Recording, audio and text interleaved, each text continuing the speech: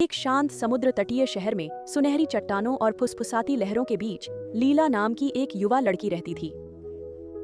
उसकी आंखें समुद्री कांच के रंग की थीं और दिल आश्चर्य से भरा था। उसकी सुंदरता सिर्फ सूरज चुंबित बालों या हर मुस्कान पर खिलने वाले गड्ढे में नहीं थी। यह उसकी दयालुता, जिज्ञासा और छोटी चीजों पर ध्यान देने के तरीके में थी।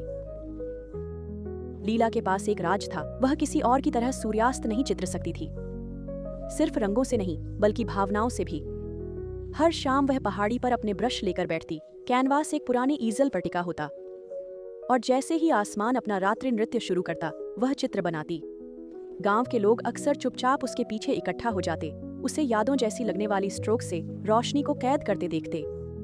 लेकिन उसकी प्रतिभा सिर्फ अभ्यास से नहीं आई थी, यह उसके दिल से आई थी। देखिए, लीला सिर्फ वही नहीं चित्रित करती थी जो वह देखती थी, बल्कि जो वह महसूस करती थी।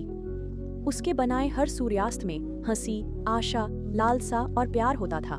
उसने ज्वार में नंगे पैर दौड़ते बच्चों की खुशी, अकेली लहरें देखती विधवा की चुप्पी और दुनिया भर में पाल चलाने के सपने देखते एक लड़के को चित्रित किया।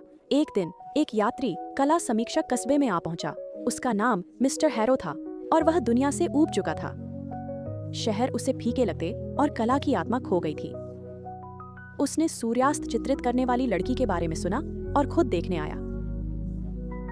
जब उसने उसे पहाड़ी पर पाया, वह धीरे गुनगुना रही थी। हवा उसकी पोशाक से खेल रही थी, उसकी तुलिका कैनवास पर नृत्य कर रही थी। मिस्टर हैरो उसके पीछे खड़े थे, अप्रभावित रहने को तैयार।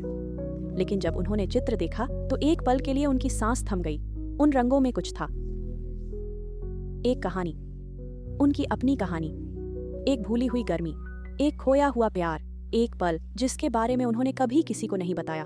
तुमने यह कैसे किया? उन्होंने भरी आवाज में पूछा। लीला मृदुता से मुस्कुराई। मैं बस वही चित्रित करती हूँ जो आकाश मुझे बताता है। मिस्टर हैरो अगली शाम फिर आए और उसके बाद भी, हर बार अपनी आत्मा का एक टुकड़ा वापस पाते हुए। आखिरकार उसने पूछा कि क्या उसने कभी अपना काम दुनिया से साझा करने का सोचा है। लीला ने सिर हिलाया। यह मेरा घर है, यहाँ का आसमान मुझे अपने राज बताता है। अगर मैं चली गई तो शायद वे मुझे सुनाई न दें। तो उसे दूर ले जाने के बजाय वह दुनिया को उसके पास ले आया। शहर में एक छोटी गैलरी खुली जो उसके सूर्यास्तों से भरी थी। लोग दूर दूर से आए, न सिर्फ कला खरीदने बल्कि कुछ सच्चा महसूस करने। और लीला अभी भी अपनी पहाड़ी पर बैठी, आसमान की फुसफुसाहट को चित्रित करती वैसी ही रही, सुंदर, कोमल और रंगों से भरी। सालों बाद गांव मशहूर हो गया, पर वह वही लड़की रही, हाथों पर रंग और आंखों में सितारे। लोग उसे आत्माओं को चित्रित करने वाली लड़की कहते, पर वह बस मुस्कुराती और कहती, नहीं, मैं सिर्फ सूर्यास्त बनाती हूँ। और हर रात आसमान थोड़ा और चमकता, जैसे वह भी उसे देख रहा हो।